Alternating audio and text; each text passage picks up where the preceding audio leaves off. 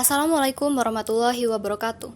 Hello everyone, we are from Group 4 with the team member Reza Novitasari, Nanda Distianti, Andika Adistiawan, Olinda Kalista Yetri. In this occasion, we will talk about power and influence. Regarding power and influence, we will gonna show you about power and influence distinction, power and leadership, and influence tactics. Power has been defined as the capacity to produce effects on others or the potential to influence others. The fact that power is not merely a function of leaders is reflected in the continuing research on the use of power in organizations. Not only has there been ongoing research to examine the negotiation of power dynamics within and across organizations, but also research examining power relationships between shareholders and governance boards and power related to gender in entrepreneurial relationships. Several other aspects of power are also worth noting. Gardner has made an important point about the exercise of power and its effects. He stated that power does not need to be exercised in order to have its effect, as any hold-up man can tell you. Influence can be defined as the change in a target agent's attitudes, values, beliefs, or behaviors as the result of influence tactics. Influence tactics refer to one person's actual behaviors designed to change another person's attitudes, beliefs, values, or behaviors. Whereas power is the capacity to cause change, influence is the degree of actual change in a target person's attitudes, values, beliefs, or behaviors.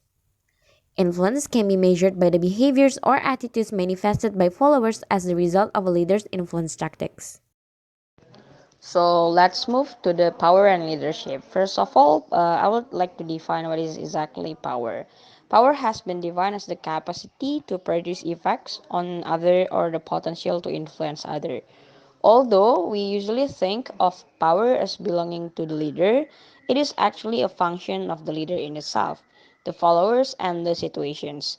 Influence can be defined as the change in a target against attitudes, values, beliefs, or behavior as the result of influence tactics.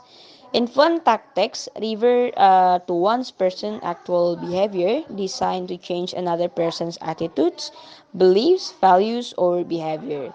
Whereas power is the capacity to cause change, influence is the degree of actual change in a target person's attitudes, values, beliefs, or behaviors. Influence can be measured by the behavior or attitudes manifested by followers as the result of a leader's influence tactics. As you can see, is the figure 4.1 is the sources of leader power in the leader-follower situation framework. We can see there is expert power. Expert power is the power of knowledge. Some people can influence others through their relative expertise in particular area. While reverent power refers to the potential influence one has due to strength of the relationship between the leader and the followers. And then we also know there is legitimate power depends on a person's organizational role. It can be thought of as one's formal or official authority. Some people make things happen because they have power or authority to do so. And also, we know there are reward power that involves the potential to influence others due to one's control over desired resources.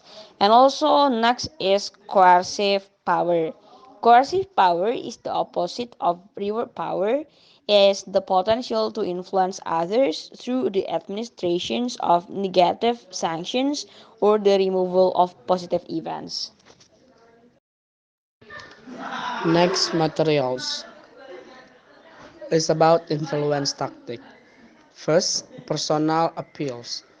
Agents use personal appeals when they ask another to do a favor out of friendship. A sentence that opens with Bill, we've known each other a long time and I've never asked anything of you before represents the beginning of a personal appeals.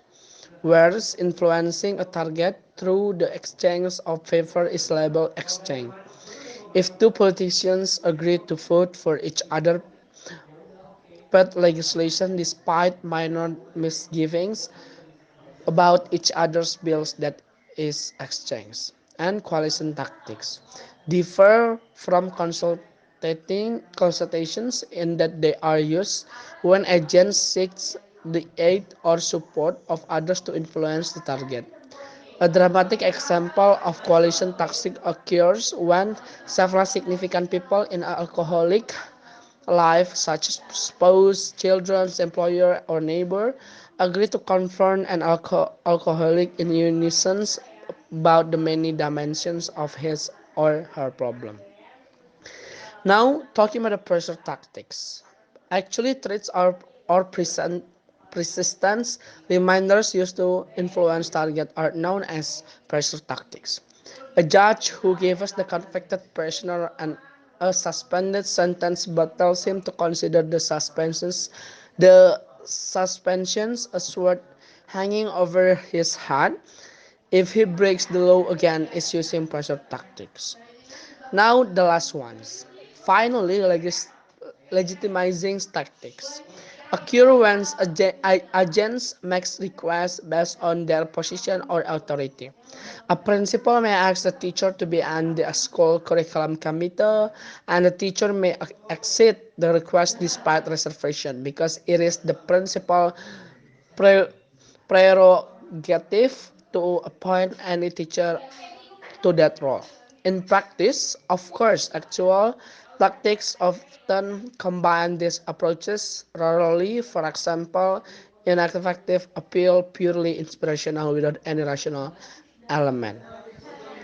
Although hard tactics can be effective, relying on them can change the way we see others. This was demonstrated in experiments wherein leaders' perceptions and evaluation of subordinate were assessed after they exercised different sort of authority over subordinate. Finally, we should remember that using influence tactics can be taught of the social skill.